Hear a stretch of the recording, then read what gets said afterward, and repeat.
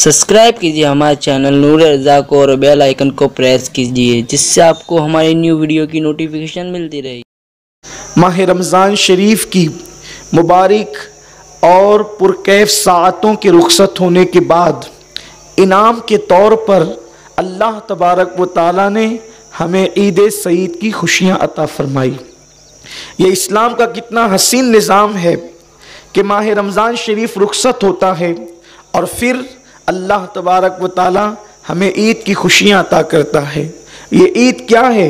अल्लाह के हबीब सल्लल्लाहु अलैहि वसल्लम, देखिए इसका नाम कुछ और भी रखा जा सकता था, ईद के अलावा इसका नाम कुछ और भी रखा जा सकता था, इसलिए कि खुशियों को अलग अलग नाम दिया जाता है। मुसर्रत है, शादमानी है, कैफ है, सुरूर है, लेकिन हुजूर अलैहिस्सलाम ने अपनी उम्मत को ईद का नाम अता किया, खुशियों के दिन को ईद का नाम अता किया।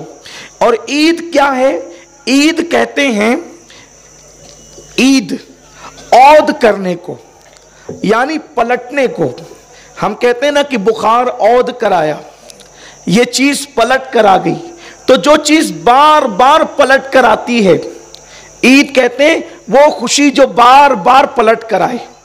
इसका मतलब यह है कि अल्लाह के हबीब ने उम्मत को गारंटी दी है कि गम पलट कर आए ना आए, लेकिन ऐ मेरी उम्मत, तुम तक खुशियां जरूर पलट कर आएगी, तुम तक खुशियां जरूर पलट कर आएगी। इस्लाम में कोई दिन ऐसा नहीं है जिसका नाम ये हो कि गम पलट कर आएगा, लेकिन इस्लाम में ईद है, खुशियां पलट कर आएगी। और फिर उसके बाद सिर्फ अल्लाह अकबर, ईद उल फित्र को ईद नहीं कहा, बकरीद को भी ईद कहा। और फिर मुस्तफ़ा जाने रहमत का कोई उम्मती सोच सकता है कि चलो साल में 2 मरतबा खुशियां पलट कर आएगी, लेकिन आका ने इरशाद फरमाया हर जुमा मोमिनीन के लिए ईद का है, यानी कि सिर्फ साल में 2 खुशियां पलट कर नहीं आएगी, बल्कि हर हफ्ता पलट कर आएगी, हर लम्हा पलट कर आएगी, हर साथ पलट कर आएगी। इसलिए इसको ईद का दिन कहते हैं।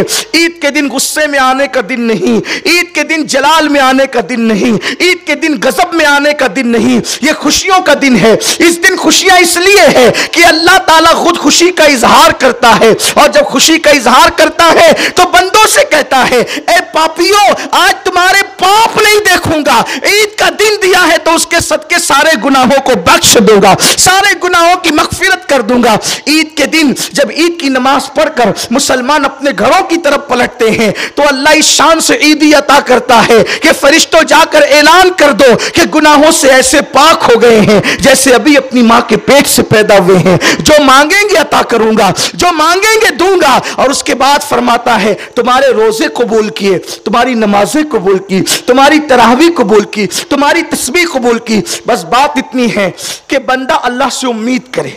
मुझे एक बात बहुत पसंद आती है।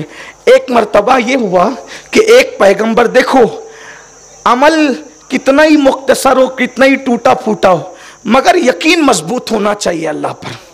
हाँ, अमल के मामले में हम कमजोर कभी हो जाएं तो हो जाएं, लेकिन यकीन के मामले में कभी कमजोर नहीं होना। यह खास बात याद रखें, यकीन के मामले में कभी कमजोर नहीं होना। अमल में कमजोर होने वाला जो है वो बख्श दिया जाता है, लेकिन यकीन में कमजोर होने वाला बख्शा नहीं जाता। इसलिए यकीन बहुत मजबूत होना चाहिए। एक मर्तबा ऐसा हुआ कि एक बंदा एक नबी के पास आया, और आने के बाद उसने अब उस दौर के नबी से कहा कि अल्लाह तबारक व ताला से मैंने ये अर्ज किया था लेकिन जवाब नहीं आया। का क्या कहा था? का मैंने अर्ज ये किया था कि अल्लाह तेरे बंदे परेशान है, इनकी परेशानियां दूर कर दे। तो उस दौर के नबी को अल्लाह ने वही की, इससे कहो कि ये बड़ी बातें करने लगा है मेरे दरबार में, मैंने अपने मकबूल बंदों की फहरिस्त से काट कर इसका नाम मरदूदों की फहरिस्त में लिख दिया है।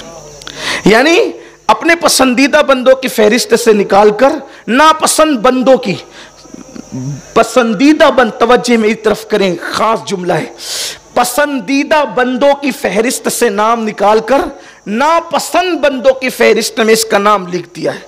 इतना सुनना था, वो वज्द करने लगा, उस पे वज्द की कैफियत तारी हो गई, वो वज्द करने लगा। उस दौर के नबी ने कहा पागल तो नहीं हो गया तू? उसने कहा हज़रत क्या हुआ? कहा कि अल्लाह ने कहा कि तेरा नाम मरदूद बंदों की फहरिस्त में लिख दिया गया है और तू वज्द करता है। तो उस दौर के नबी को उस बंदे ने कहा, आपने देखा नहीं फहरिस्त किसकी है? मुझे क्या पड़ी कि महबूब हो कि मरदूद हो, है तो उसके बंदों की फहरिस्त में। अरे उसकी फहरिस्त में आ जाए तो इससे बड़ी शहादत की क्या बात है? उसके बंदों की फहरिस्त में आ जाए, इससे बढ़कर शहादत की क्या बात है? इसलिए अल्लाह से डरते जरूर रहो, लेकिन टेंशन इसका लेने की जरूरत नहीं है कि हमने रोजे रखे कबूल होंगे कि रद्द होंगे। अरे जब तौफीक दी है तो इंशाल्लाह कबूल भी करेगा, मगर यकीन तो करो। और उसके बाद अल्लाह अकबर, उसने रोजदार बंदों की फहरिस्त में अपना नाम लिख दिया है, इससे बढ़कर के शहादत और क्या हो सकती है? रोजदार बंदों की फहरिस्त। लेकिन डरते भी रहो। अल्लाह रब्बुल इज़्ज़त ने आज ईद की खुशियां अता की है, ये ईद का दिन है, लेकिन इस मुबारक दिन में हम खुशियों का इजहार करें। गरीबों को, मिस्कीनों को, जैसा कि अभी सूफी साहब ने भी फरमाया, खतीब मिल्लत ने भी फरमाया, हमारे बिरादर ने भी फरमाया कि गरीबों यतीमों का ख्याल करो। जिस खुशी में गरीब शरीक ना हो वो खुशी क़यामत के दिन अजाब बन जाएगी। बल्कि अल्लाह के रसूल अलैहि सलाम ने तो यहाँ तक फरमाया, सबसे बुरी दावत वलीमे की वो है जिसमें गरीबों को मदऊ नहीं किया जाता। गरीबों को, यतीमों को जमा करें, उनको खुशियां अता करें। रिश्तेदारों को जब अल्लाह नवाज रहा है तो हमें भी आज के दिन हाथ बड़ा करना चाहिए, नवाजना चाहिए, खर्च करना चाहिए।